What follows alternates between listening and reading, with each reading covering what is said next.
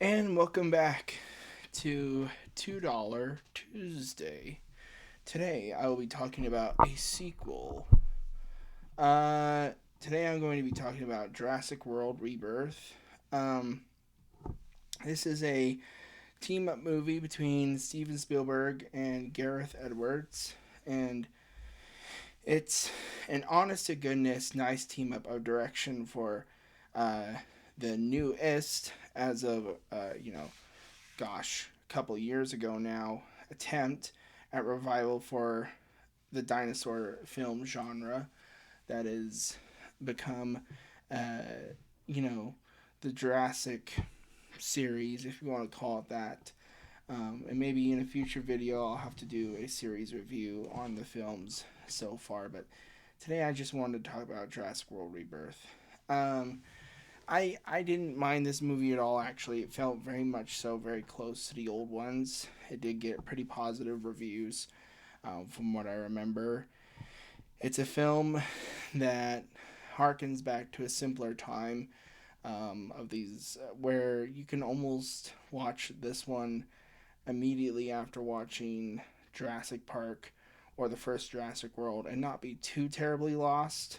I mean, of course, Jurassic World, the original three Jurassic films, are great, and the first Jurassic World was an interesting love letter to the original idea, but it should have ended there, in my opinion, because it worked, at least as a concept, and a little reminder of why we love the originals and the work that Spielberg did on those movies. But the following two films were underwhelming and overcooked in so many different and every single ways that Rebirth really felt like a needed redemption. Although many people didn't see it that way, I personally saw it as such, and I appreciate what they were trying to do with the films as a whole,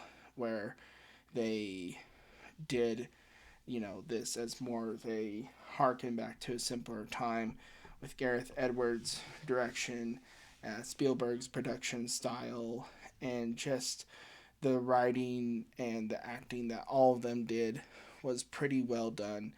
I feel like Scarlett Johansson was a real standout in this movie, um, and along with Marshala Ali, um, it's it's really good to see these films kind of harken back to a more original style, whereas the Chris Pratt sequels were just kind of felt like filler movies, and they tried to bring back some of the original actors and concepts, and it just didn't work.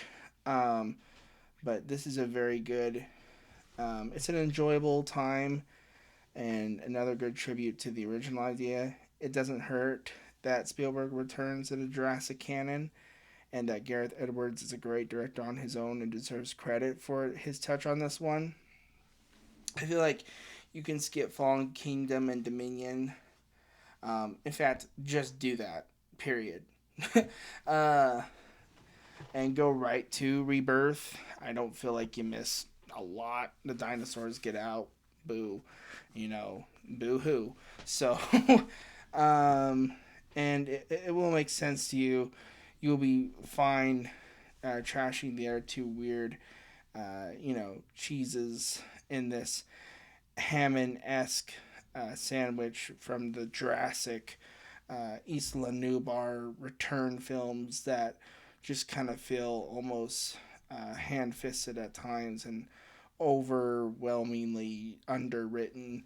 Um, of course, if you catch my drift with the whole sandwich analogy, it's cheesy, but good movie, a much needed uh, after dinner mint, more of a Andy's mint situation in the film canon, and less of a less after than a less than satisfying dinner of failed summer blockbusters in the last two or three Dino movies, depending on how you see both um, Jurassic World, Dominion, and Fallen Kingdom. I don't know if this is the last one we'll ever get. I'd like to say yes, it is, because, leave well enough alone. But as Dr.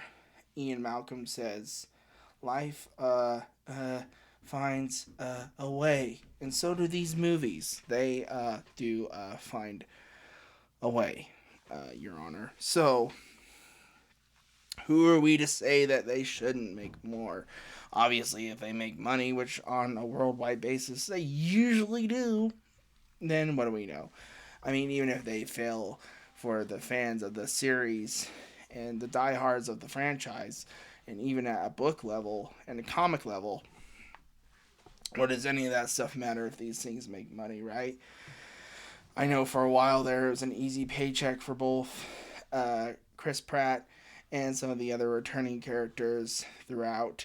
That just kind of felt like, after Jurassic World, the very first one, where you had some concepts of the old one where you had a returning T-Rex concept with some different weaponized raptors and a really almost phoned in portrayal of a uh, underwritten villain for Vincent D'Onofrio, and you almost had nothing to do with a lot of the original cast members other than just name drop and a couple of cameos that, you know, were or weren't there for people. It just kind of felt like, oh, it's just a dinosaur movie, which is fine, but you can get that from any movie. In fact, you can get that from the original three, and good story, good writing, and amazing cast. So why do it at all, right? That's kind of the question that a lot of people come to about these movies. But if we were to ask that question, we'd have to ask it for almost any movie.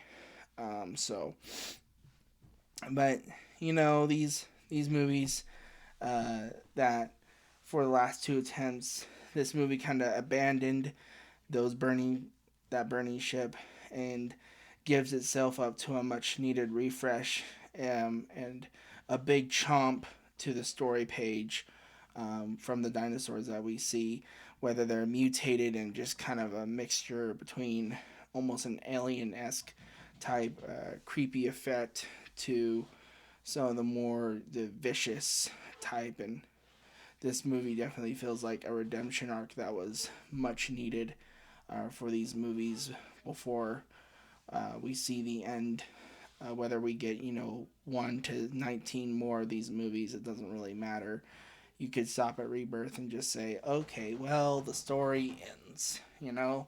And this one does do that same thing where these dinosaurs' blood are now needed for cures of cancers, and in the near future we all start killing the dinosaurs because on the mainland it's not the same, and it's just all the same, global type stuff that we get in these movies. That's a really interesting commentary on climate change, but albeit almost, not necessarily out of place in these movies, but interesting for this canon where they spent all of Dominion talking about, you know, whether or not they deserve to be alive, and we kind of abandon all those characters from Dominion and then just start out almost with entirely new people, like years and years in the future. We have to assume that all those characters are either retired or have just kind of left this plane of existence, so to speak. And but it definitely feels good to see dinosaurs in the way they're meant to be seen, which is terrifying and scary, and not just all bugs, which is what Dominion was, and crop stuff. And in the second Fallen Kingdom, we get a lot of like mutant, clone, dino auction type stuff that feels very out of place oftentimes. And but the characters are all well written. Like I said, Mahershala Ali and Scarlett Johansson stood out to me. The rest of the characters I could take and or leave throughout for most of the film, but they're there too. So definitely not a bad group of characters and actors. but the story feels like a classic of its time that will get underappreciated because of the fact that the last two to three were so bad and just kind of weird legacy sequels. It's kind of the same way I feel about Ghostbusters or things like this that are getting legacy stuff that I'm like, I think you could have left well enough alone, but who am I to say? I'm not trying to make money in Hollywood, so there you go. But I fear it's too late for many, and too little. Too little, too late. But intentions for this movie are everything, and I think if you just watch it from a pure standpoint, it definitely works on a dinosaur and character level. If you don't worry about the other two, like I said, and you just kind of skip that two-parter that almost didn't work in any way, you just jump to these ones in the near future, you kind of go, oh, this is nice. This is a reset timeline. This is kind of a refresher. So, but that's all I have to say today as far as this movie goes. You guys will have seen yesterday I posted a video about Project Hail Mary. I suppose you should probably go watch that one. Make sure you like, subscribe, drop a comment on your thoughts on the Jurassic canon, Jurassic Park world. Let me know your thoughts if you think they're great, if you think they're kind of mid, if you think they're all bad. I'd love to hear from you. Make sure you like and pass this channel on to a friend. And other than that, I think that about does it. And I will see you guys in the next video. So I'll just have to see you at the movies.